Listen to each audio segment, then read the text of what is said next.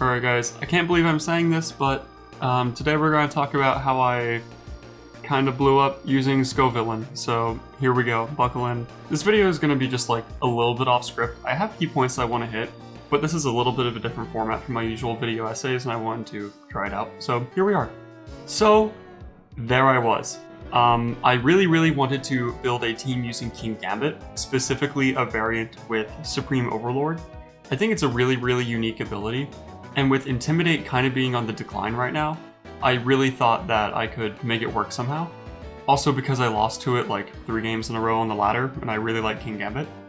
So when I was catching a King Gambit, I wanted to get a shiny one because it looks awesome. And it just so happened to be 0 speed, so I'm like, great, this is fate. I will make a Trick Room team. And the original core started out as King Gambit, Farigiraf, Torkoal, and Mousehold. The key was to be able to like use Follow Me to help Farigiraf set up Trick Room, or use Mousehold's After You on Torkoal to be able to erupt. I thought that'd be pretty cute. And then King Gambit would basically just be waiting in the back for things to die, so it can come out and just reverse sweep, you know what I mean? The issue that I was running into though was that I wasn't very satisfied with Farigiraf as a Trick Room setter. It has a really good ability, Armor Tail, which blocks priority moves, but it was either too passive or it wasn't surviving hits that I needed it to survive. Like, if I invested in its offense, then great, it's doing damage, but then it drops to everything. Or I would invest in its bulk, but then after it sets up Trick Room, it's just like sitting there, and it's kind of a dead slot. I was looking to the other Trick Room setters, and one that has a similar typing is Oranguru. Oranguru has the unique move Instruct, which basically tells the Pokemon to just use its move again. So I could potentially get 2 Eruptions off with Torkoal, because Eruption is a 150 base power move, boosted by the Sun, boosted by Stab, and then potentially boosted by Terra. If you take 1, you're not taking 2. So I thought that Instruct Oranguru would be really fun to pair with Torkoal. So I had Oranguru and I was satisfied with my Oranguru. I EV'd it to be able to survive a Specs, Max Modest, Terra Steel, Golden Go Make It Rain, a Max Modest Life Orb Hydreigon Dark Pulse, and I think the other one I EV'd for was a 10-hit, 1 crit Mousehold Population Bomb. So it was doing its job perfectly. It could live and set up Trick Room, and it could also like have offensive pressure with Instruct and also Foul Play. So that was all cool and good, but Mousehold as a partner kind of sucked. After it set up Trick Room, Mousehold would kind of be dead weight, and I really don't want a dead slot. I don't want to be wasting my Trick Room turns because Trick Room is so short.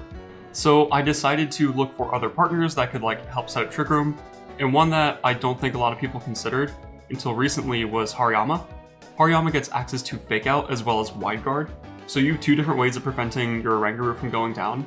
And then once Trick Room goes up and Hariyama's Guts activates with the Flame Orb, you can like potentially just one-shot things. I really like the type synergy there as well, because Oranguru is weak to Dark, but Hariyama just clobbers Dark types, so I really like that a lot too.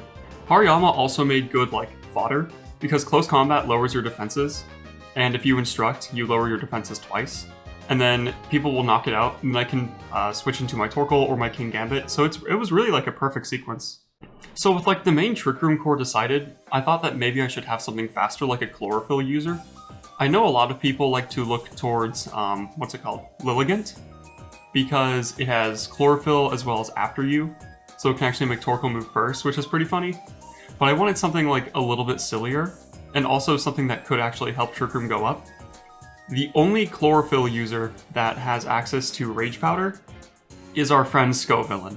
So that's how I settled on Scovillain. Scovillain is also the only Chlorophyll user that has the partial fire typing. So in the sun, its flamethrowers can actually do a lot of damage. I settled on Terra Fairy so that way I could hit like dragon types that resisted both of its stabs. I thought that would be cute. Scovillain is so bad. It has base 65 in all of its defensive stats. It is so incredibly frail. I should have run the Focus Sash in hindsight. Because I'm not running Protect, I'm running Rage Powder and 3 attacks. So the Focus Sash would have helped it live a lot more. But with the Life Orb, I could potentially Oko Garchomp with Terra Fairy Terra Blast, which was cool.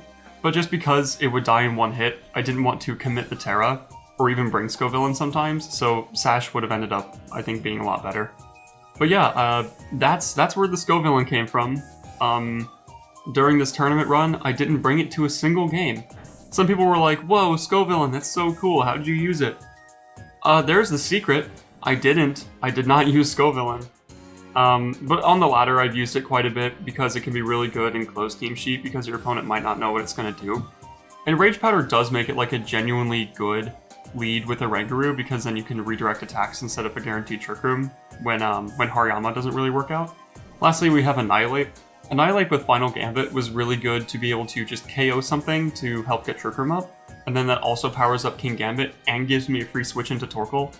So Choice Scarf Annihilape with Final Gambit was kind of a no-brainer. Yeah, it does heavy damage into the dark types that also threaten Oranguru, so I really, really dig that. It was Terra Rock with Rock Slide. Some people think that was like something smart. It wasn't something smart, I just had a really bad matchup into fire types. So I wanted to have a rock type move, and I thought Terra Rock would be funny, so I did bring Annihilape to a few games. It's actually what allowed me to win the finals. My opponent had a Palafin, and in game 2 I conditioned them to think that I would target something else. But then in game 3 they committed the Terra to their Palafin, and they were trying to flip turn, but Annihilape was able to get the one shot before they could do that. So yeah, Annihilape, I would say Annihilape pulled its weight. With this squad I was able to go undefeated in the Palkia Academy House Tour, which was surprising to me, but I guess when it's open team sheet best of 1, that benefits my Trick Room team a lot more than I would say it benefits my opponents, just because I now know what their Trick Room counterplay is, and even if you know what I have and what I'm trying to set up, you might not always be able to stop it, so that's why I really enjoyed having open team sheet there. A couple days later there was the VGC Pace Random Tour, which is super cool, and I might want to throw my hat in the ring next time.